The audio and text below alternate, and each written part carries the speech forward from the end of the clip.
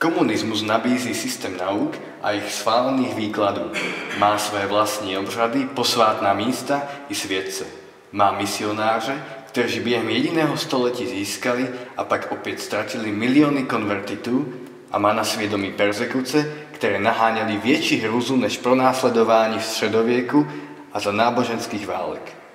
Citát, ktorý som práve čítal, patril profesorovi religionistiky Danielovi Balsovi.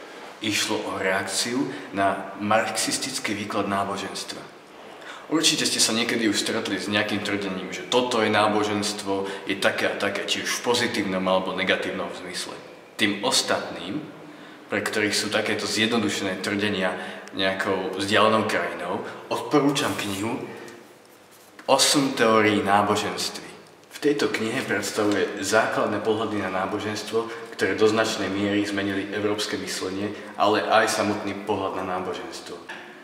Pokiaľ nepatríte medzi ľudí, pre ktorých sú dôležité zjednodušujúce sympatie voči hocičomu, potom vám chcem povedať iba jedno. Aha, aký pekný obrázok.